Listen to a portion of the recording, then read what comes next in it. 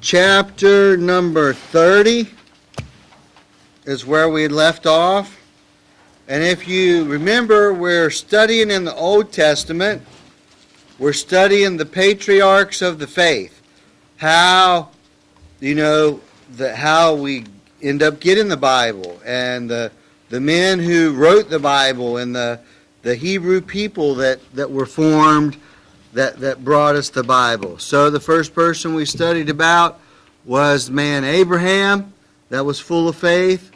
Then we studied about his son Isaac, who was full of faith, and God's promises. What we're seeing is God's promises passing from generation to generation. So don't think in the terms of blessing as temporary. Think of them as long-term. It's easy for us to think day to day, isn't it? Like, oh, well, I'm having a bad day. Maybe the Lord ain't blessing me or whatever. Or I'm having a good day. I feel blessed. We kind of like look at things like that. But when God looks at things, it's long-term, because God is eternal. And the Bible also teaches us that a day with the Lord is a thousand years. So that don't think in a small sense. And so what we're seeing is a lifetime of men in the Bible, how they served God with their life.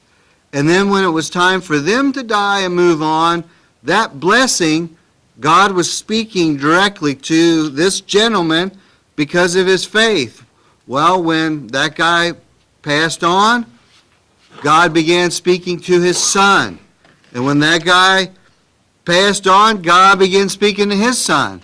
So see, we're passing our faith down. And we should always be conscious of that. There's other people, when we live our life of faith, other people are watching us, and they're seeing how we react in circumstances. Are we reacting the way that God would want us to react? Are we reacting in faith? Or, good idea. Or are we reacting in fear? Okay?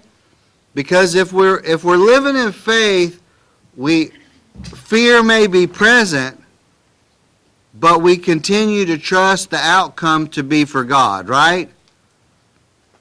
If you're sick, go to the doctor for sure and pray, but in the end, we're trusting God to be with us, right? That's what faith is, trusting and believing God. We're trusting that He will heal us, trusting that that He has our best interest at hand. And also from time to time, well, more than enough times, we go through troubles, right? And we think, maybe if we don't understand, we say, well, maybe God's not happy with I'm going through all this trouble. That don't mean that. Just because things are going on in your life doesn't mean God is unaware, for one. It also doesn't mean that He's not allowed it. Sometimes we are dealing with our own consequences of the things that we do, but sometimes God allows us to be in situations to test our faith. So you never know which way it is. And so I love reading these Old Testament stories because it shows you in a short chapter of Scripture, we see a whole guy's life pass by. Because God, He can't devote the whole Bible to one guy. So maybe we'll see this guy in only 2 or 3 chapters of the Bible, but it's kind of like his whole life story all summed up real quick. And we see how they came from this to this to this and how God worked. So what did we see, just as a little reminder, recovery from a few weeks ago, the last month? What do we know about Jacob, or what do we remember about him? Not everybody at once. Kadrian, you're not allowed to answer, okay? I know you know the answer. Huh? Jacob was a twin, but he wasn't identical, right? He come out one way, his brother come out red and hairy all over, right? Jacob was he was a deceiver. He had a problem with like stretching the truth a little bit, right? Or a lot, huh? Then he got it flipped on him. Yeah. Laban. And then he ends up leaving. He played a trick on his brother, stole his brother's inheritance, birthright, right? And then he goes up and he's on the run, stays with his uncle. Now his uncle is the main trickster, and his uncle is the one flipping the tricks back around on him. It's kind of like what you sow is what you reap. Jacob sowed a lot of trickery. He's getting more than enough trickery as an adult. So think about that, kids. What you guys sow might come back later in life, right? If not for the mercy of God. All right? Anybody else know or remember anything like stuck out about Jacob to them? He really wanted Rachel. He was in love with a girl. And There lies the problem. okay, so all right, since you bring that up, he was in love with Rachel. Yeah. Why was he in love with Rachel? Because he worked hard for her? No. She was pretty. He worked for 7 years and then he ended up not getting He worked for 7 years and got her older sister Leah. Yeah. That's where old Uncle Laban did the switcheroonie on him. And He really hung it on him when he gave him 2 wives. yeah, he gave him 2 wives and 2 concubines to marry. He ended up 4 wives, and he only wanted 1. So, Could he write a book? yeah. So he works 14 years to get this lady Rachel. I mean, huh? What do you mean by that?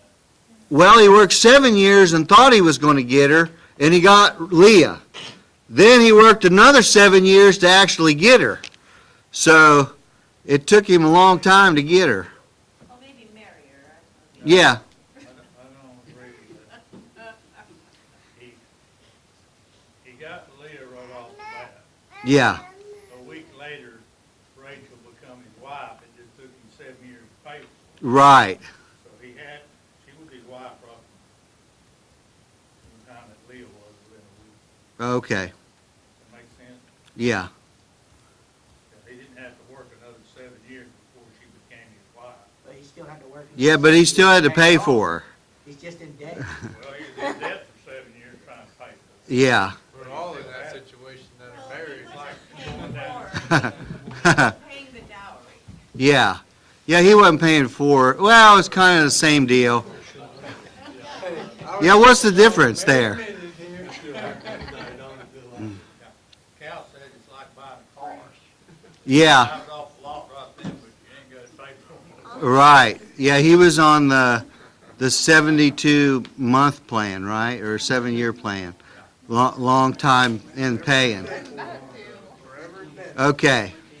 All right. Is there anything else that we can think about him?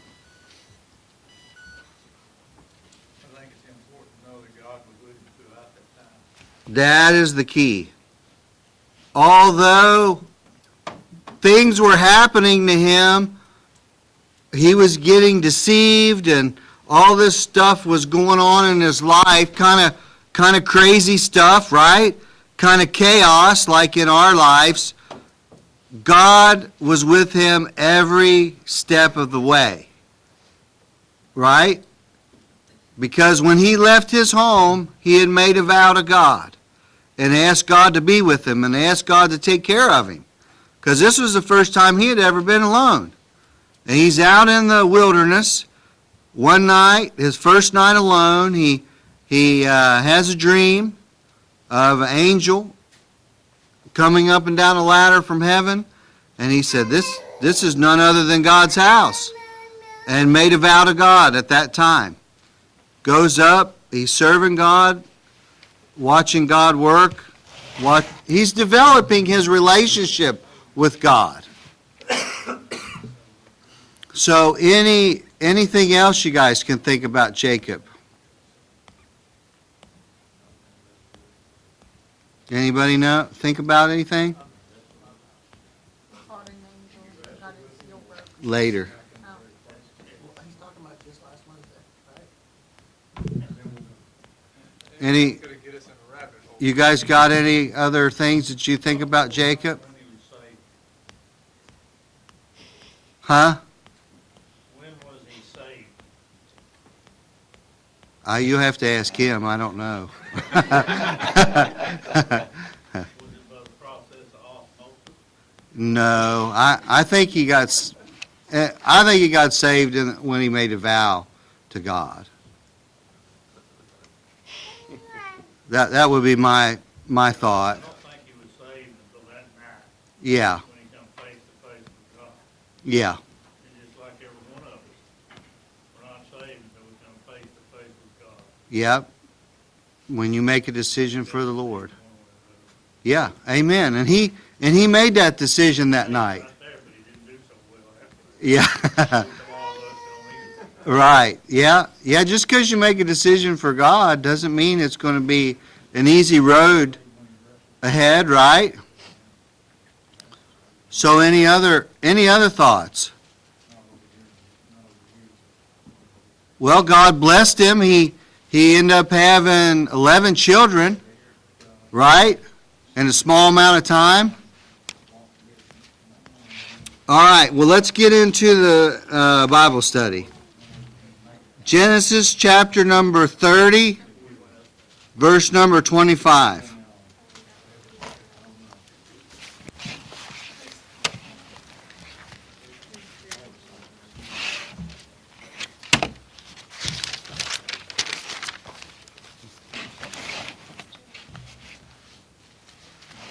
All right, I'm going to go ahead and read that. Genesis chapter 30, verse number 25. And it came to pass, when Rachel had borne Joseph, that Jacob said unto Laban, Send me away, that I may go unto mine own place and to my country. So when he finally has a child by the woman that he's in love with, Rachel, took him a while for that to happen. It was his 11th son, okay? Then he tells his father-in-law, Laban, I want to go back home. I'm ready to leave and go home. And I think this really shows the kind of character of Laban here in this story. Because Laban is not, okay? And maybe you saw people like this before.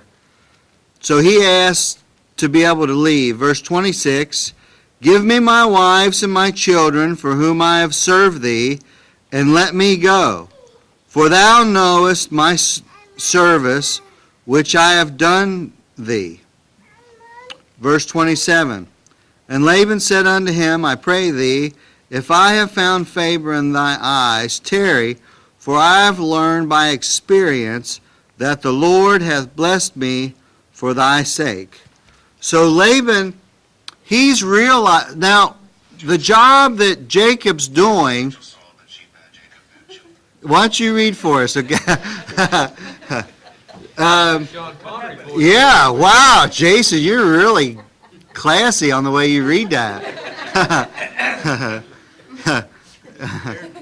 Who's talking now? I didn't hear any of that Ada Hillbilly accent at all. So, Laban, so now Jacob, he gets his wives, he got his children, and he says, I want to go back home to my family. So he tells Laban, I want to leave. I'm ready to go. Laban makes it, he is not going to let this guy go. And he says, well, I see that God has blessed me because of you. Now, what was his job? Jacob was taking care of Laban's livestock. He's taking care of the goats and the sheep, and I'm sure there's probably some camels and stuff in there also. He's taking care of all these things. And as he is, God is blessing him. So he don't want to let his blessing go. You see what I mean? Who would like to read, let's say, 28 through 31?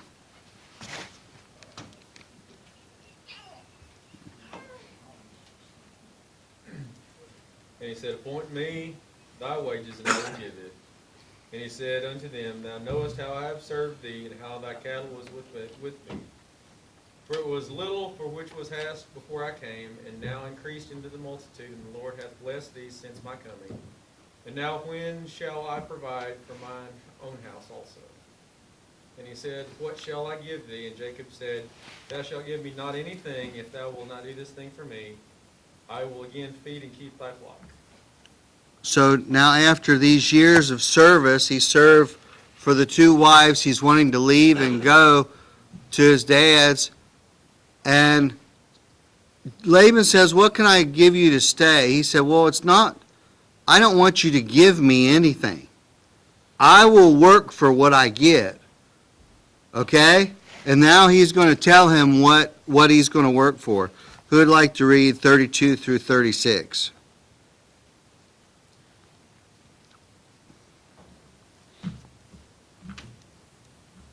Anyone? 32 through 36. Okay. I will pass through all thy flock today, removing from thence all the speckled and spotted cattle, and all the brown cattle among the sheep, and the spotted and speckled among the goats, and of such shall be my hire. So shall my righteousness answer for me in time to come, when it shall come from my hire before thy face. Every one that is not speckled and spotted among the goats, and brown among the sheep, that shall be counted stolen with me. And Laban said, Behold, it might be according to thy word. And he removed that day the he-goats that were ring-straked and spotted, and all the she-goats that were speckled and spotted, and every one had some white in it, and all the brown among the sheep, and gave them into the hands of his sons. And 36? Yeah, 36. And he set 3 days' journey betwixt himself and Jacob, and Jacob fed the rest of Laban's flock.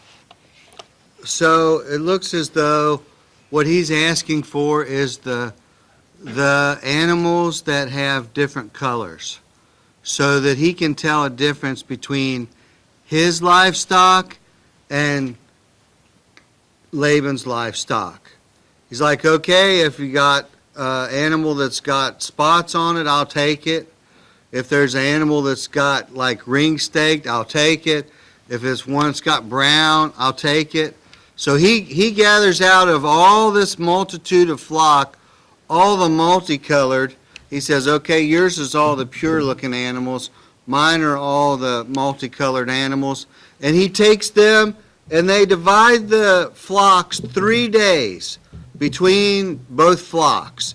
That way, Laban cannot say, you're taking my animals. So pretty good idea, right? Laban's got all the pure single color animals. Jacob has probably a lot smaller group of them, but he's got his own now. Now he has a little flock of his own. But where is God's hand at in this situation? It's on Jacob. It's not on Laban. It was on Laban because of Jacob, right? So where's God going to bless? On Jacob. So, and Jacob, he's a pretty smart fella too. Who would like to read 37 through 39?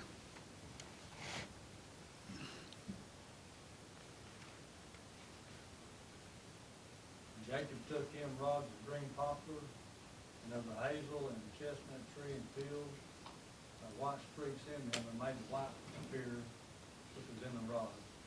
He set the rods which he had filled before the flocks in the gutter, and in the watering troughs, when the flocks came to drink, that they should conceived when they came to drink, and the flocks conceived before the rods and brought forth cattle, ring straight, speckled, and spotted. So, so what do you think about that? Has anybody ever heard of that before? Well, that goes in with that whole mandrake thing. Yeah. That was another thing that they, It was kind of like something that they believed in those days. Maybe kind of like a thought or superstition of Middle Eastern thinking. That has it. I mean, he's taken sticks, and this is what the commentators are saying. Now, I'm just saying that because I don't know. I'm not a livestock guy. I don't know, and I don't know if y'all are, if you've dealt with sheep and goats before, but they're saying he's taken and peeling these different rods of different trees, of different colors of trees, and when they're feeding, watering the sheep, if he stuck a multicolored rod down in front of them, it would make the sheep want to conceive and mate and have more sheeps, and that sheep would come out the color that the sheeps were looking at. This is what the commentators are saying. Now, I've not heard anything like this before, but they would look at the rod that was peeled with different colors, and that would be what they come out like.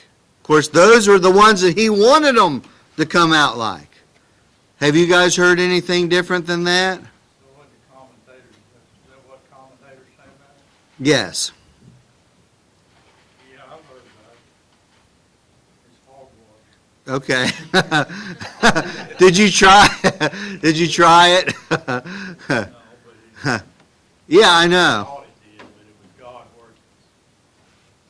and Jacob did separate the lambs and set the faces of the flocks toward the ring stake, and all the ground of the flock of Laban, and he put his own flock by themselves, and put them not unto Laban's cattle.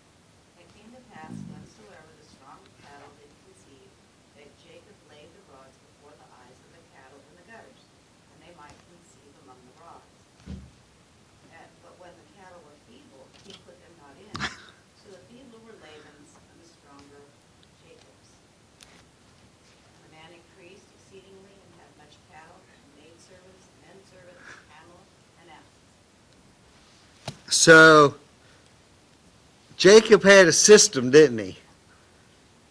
He when he saw a really good sheep that was strong, good bloodline, he'd say, all right, well, they come up to drink, he sticks the rods out there so that they'll mate and have an offspring that would be ring-staked or some kind of different color. And he says, oh, that was mine. And he knew that that bloodline was going to produce. That's why, when they show animals, why do they show them and pay, I don't know if that's how they do it here, but usually when they're showing an animal, it's because of the way the animal looks and the bloodline, and farmers will pay big money for those animals because they want to breed with that animal and produce more like that. And Jacob, he's like, oh yeah, I know which ones are strong and which ones are weak. So- breeding and dominant and recessive makes a big part. Yeah.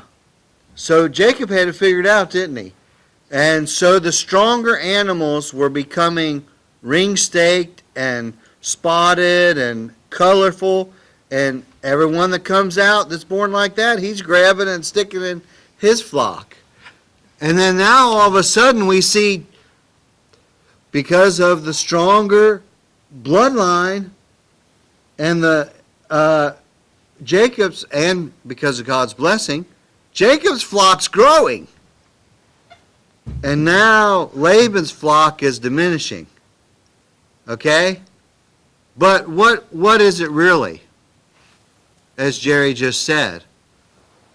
the hand of God was on Laban, well, it was on Jacob, but it was on Laban's stuff, because Jacob was his servant. The blessings come from God to Jacob. But then when Jacob went over and went on his own, where did the blessings go? With Jacob. So God was blessing Laban for Jacob's sake. And then when they split, now God's blessing Jacob and multiplying him. So that's important, isn't it? You Jacob is still running a game. He really is. Yeah, God has the future, he has the long side. He's preparing Jacob. He's preparing this whole thing for his prosperity, for the future of things.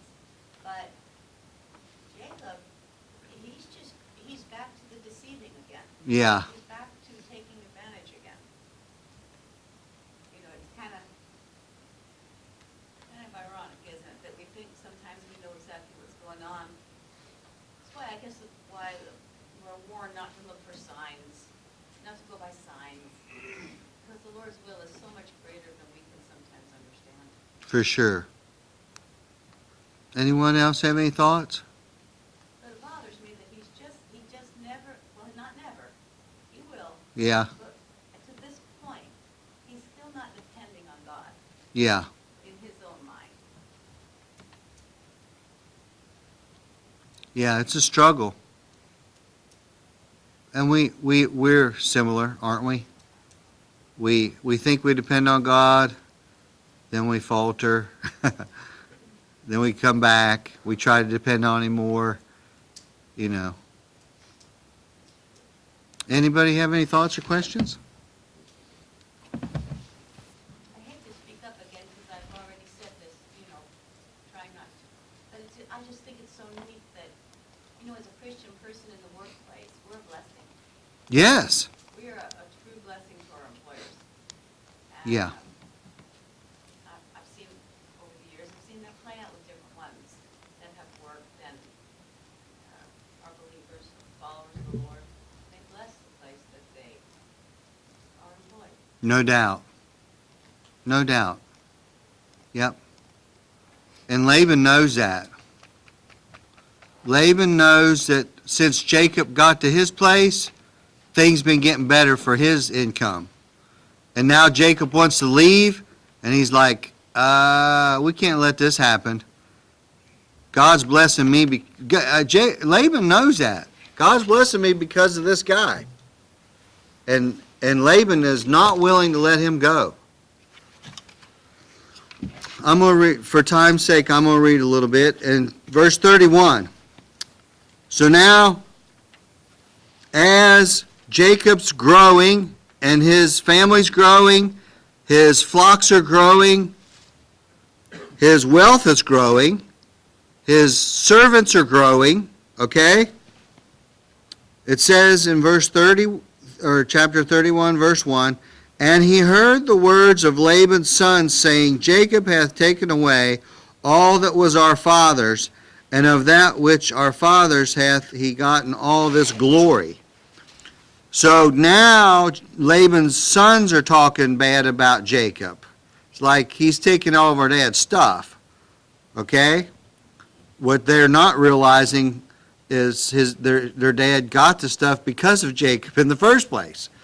2, and Jacob beheld the countenance of Laban, and behold, it was not towards him as before.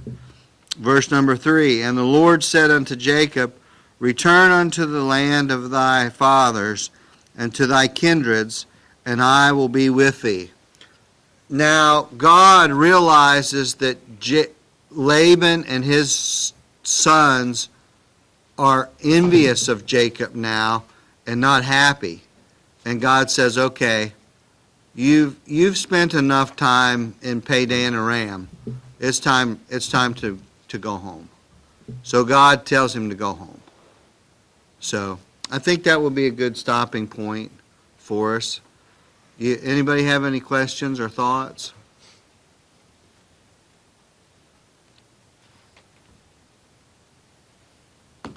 I love these stories because I can see even myself in these stories.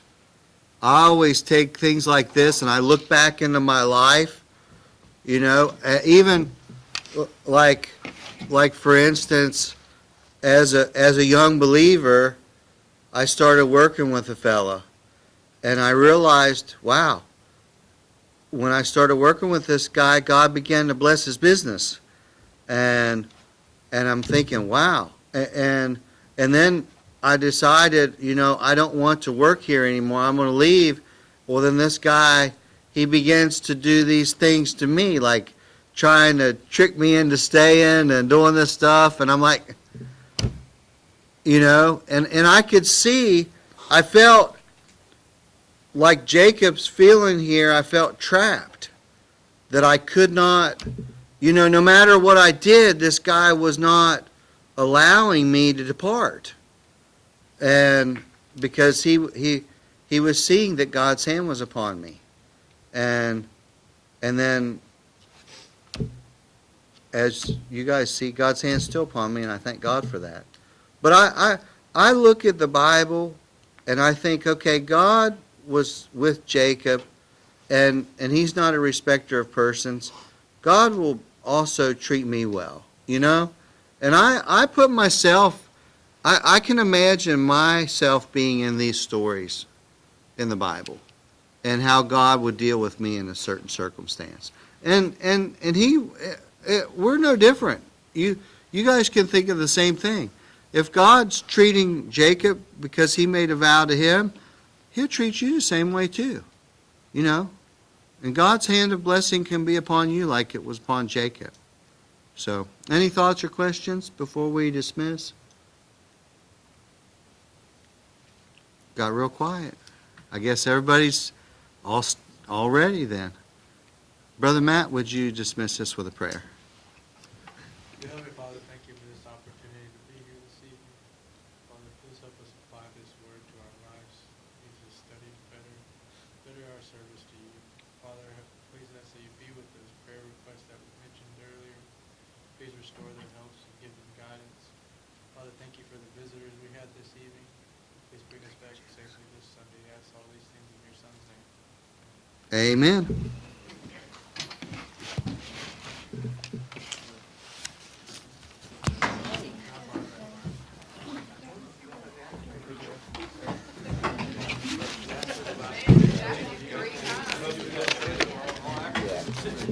Worked that hard.